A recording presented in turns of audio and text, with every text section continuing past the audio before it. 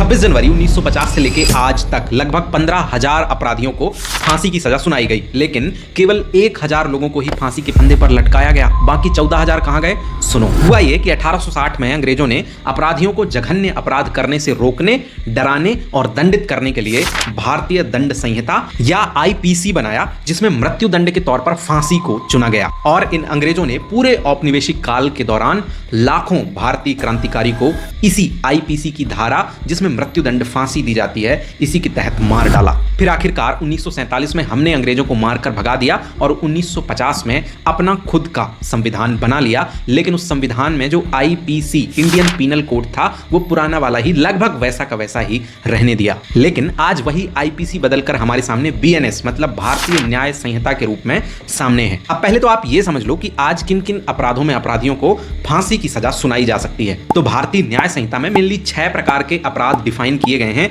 जिनमें मृत्युदंड या फांसी दी जा सकती है। इन 6 में से पहला अपराध है हत्या, दूसरा अपराध है दुष्कर्म और हत्या, तीसरा अपराध है आतंकवादी गतिविधि, चौथा अपराध है देश या राज्य के खिलाफ युद्ध, पांचवा अपराध है डकैती के दौरान हत्या और छठवें प्रकार का अपराध है कि अगर आपने कोर्ट में खड़े होकर गवाही दी और जिसके खिलाफ गवाही दी उसे फांसी हो गई, लेकिन बाद में पता चला कि आपने तो झूठी गवाही दी थी, तो भी आपको फांसी की सजा हो सकती है। मतलब इन 6 प्रकार के अपराधों में आज 2026 के BNS के अकॉर्डिंग मृत्युदंड दिया जा सकता है। अब समझो, नेशनल लॉ यूनिवर्सिटी दिल्ली ने अपने प्रोजेक्ट 39A में एक रिपोर्ट पब्लिश की है, जिसका नाम है death penalty in India annual statics. इस रिपोर्ट में उन्होंने पब्लिश किया है कि साल 1950 जब से भारतीय न्यायपालिका ने सुचारू रूप से काम करना शुरू किया है, तब से आज तक लगभग 15,000 अपराधियों को देश की अलग अलग न्यायालय के द्वारा मृत्युदंड या फांसी की सजा सुनाई गई है। लेकिन कंफ्यूज मत हो जाना, यह सजा केवल कागजों में सुनाई गई है।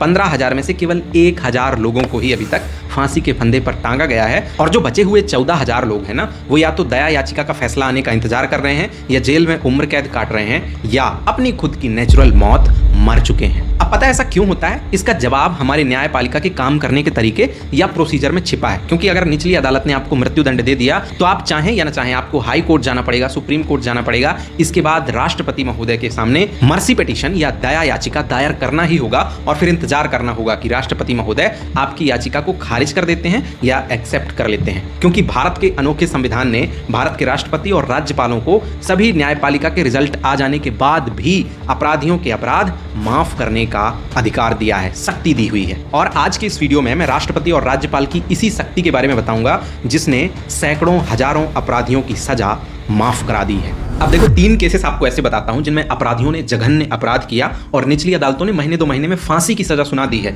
लेकिन 8-8, 10-10 साल हो गए हैं, सजा का एग्जीक्यूशन आज तक नहीं हुआ है। पहला केस है मध्य प्रदेश के सतना का, जिसमें महेंद्र सिंह गौड़ नाम के एक व्यक्ति ने 2018 में 4 साल की एक छोटी सी बच्ची को किडनैप किया, उसके साथ दुष्कर्म किया। हालांकि जिला अदालत ने केवल 47 दिनों में महेंद्र को फांसी की सजा सुना दी थी, लेकिन आज 8-9 साल हो गए हैं और महेंद्र जिंदा है। दूसरा मामला है यूपी के हाथरस का, जहां राम कुमार नाम के एक व्यक्ति ने एक नाबालिग बच्ची के साथ सेम यही अपराध किया। वहां भी जिला अदालत ने 2 महीने के अंदर फांसी की सजा सुना दी थी, लेकिन आज तक राम कुमार जिंदा है। तीसरा मामला भी 2018 का ही है, पश्चिम बंगाल का, जहां सोमेन बर्मन नाम के एक व्यक्ति ने सेम यही अपराध किया है, लेकिन आज 8-9 साल के बाद भी कोई एग्जीक्यूशन नहीं हुआ है, फांसी अभी तक नहीं दी गई है। और ऐसे केवल ये 3 लोग नहीं हैं, हजारों ऐसे अपराधी आज भी जघन्य अपराध करने के बाद भी जीवित हैं। और इस सब का कारण है न्याय व्यवस्था में चल रही 2 प्रकार की कमियां। पहला तो ये कि अगर कोई केस निचली अदालत में जाता है, ठीक तरीके से छानबीन करके सारे सबूत और गवाहों को मद्देनजर रख के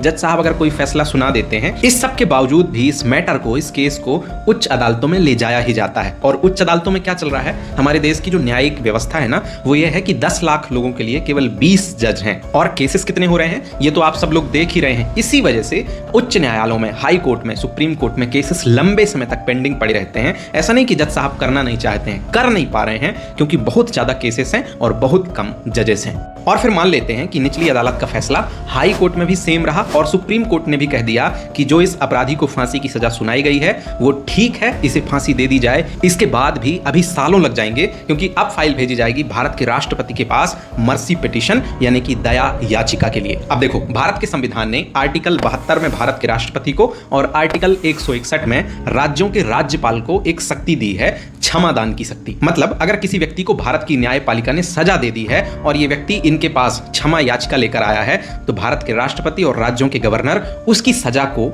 कम कर सकते हैं। ये पावर संविधान ने दिया है। इसका प्रोसेस समझो। मान लो सुप्रीम कोर्ट ने अपराधी को फांसी की सजा सुना दी और जेल भेज दिया। अब जेल में ही वो कैदी अपने जेलर को एक दया याचिका, मर्सी पिटीशन देगा। जेलर इस याचिका को भेज देगा उस राज्य के गृह मंत्रालय में जहां अपराध हुआ है। राज्य का गृह मंत्रालय ठीक से फाइल को देखेगा, सारे एविडेंस वेरीफाई करके उस फाइल को केंद्रीय गृह मंत्रालय के पास भेज देगा। गृह मंत्रालय में गृह मंत्री कैबिनेट के सामने इस फाइल को रखेंगे और आपस में डिस्कस करेंगे कि क्या न्यायपालिका का फैसला सही है या गलत, और फिर उस फाइल में एक नोट लिखकर इस फाइल को भेज देंगे राष्ट्रपति महोदय के पास। अब राष्ट्रपति दो चीजें कर सकती हैं, एक तो ये कि उस फाइल को तुरंत एक्सेप्ट करके सजा कम कर दें, या दूसरा तुरंत खारिज करके फाइल वापस कर दें। और दूसरी चीज ये कर सकती हैं कि फाइल आई और उस पर ध्यान ही ना दें, राष्ट्रपति कार्यालय में वो फाइल रखी है। अब कोई राष्ट्रपति से ऐसा तो नहीं कह सकता कि जल्दी बताइए अपना फैसला, इसलिए ज्यादातर फाइलें राष्ट्रपति कार्यालय में पड़ी रह जाती हैं और वो जो अपराधी जिसने जघन्य अपराध किया है वो लंबे समय तक जेल में ही अपना जीवन जीते रहता है। और कानून के विद्वान लोग इस सिचुएशन को भी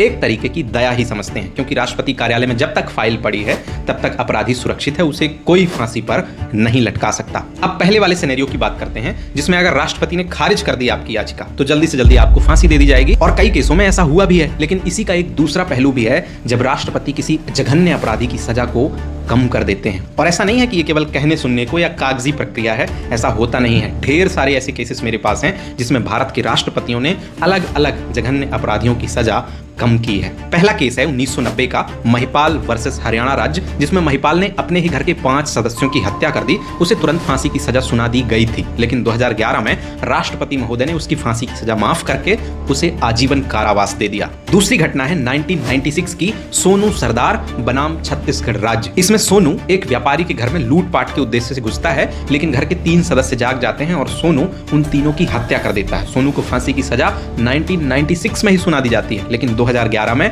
राष्ट्रपति जी इसकी भी फांसी की सजा माफ करके आजीवन कारावास बना देते हैं। और ऐसे ही तीसरी घटना है 1993 की धर्मपाल वर्सेस हरियाणा राज्य, जिसमें धर्मपाल ने अपनी ही नाबालिग बेटी के साथ दुष्कर्म करके सबूत मिटाने के लिए बेटी को ही खत्म कर दिया था। इसे भी फांसी की सजा हो गई थी, लेकिन 2013 में राष्ट्रपति जी ने इसे भी माफ कर दिया और इसकी फांसी की सजा को आजीवन कारावास में कन्वर्ट कर दिया। तो आप लोग अब समझ पा रहे हो जो मैंने शुरू में कहा था कि 15,000 लोगों को फांसी की सजा सुनाई जा चुकी है, लेकिन एग्जीक्यूशन सिर्फ 1,000 में हुआ है। जो 14,000 अपराधी हैं वो इस तरीके से या तो जेल में है, कुछ की सजा कन्वर्ट कर दी गई है, कुछ की माफ कर दी गई है। तो देश की न्यायपालिका की इन 2 कमियों और राज्यपाल और राष्ट्रपति की क्षमादान की शक्ति के ऊपर आपका क्या कहना है, कमेंट में बताइए। और अगर आपको हमारा ये वीडियो पसंद आया तो ये वाला वीडियो भी जरूर पसंद आएगा। शुक्रिया।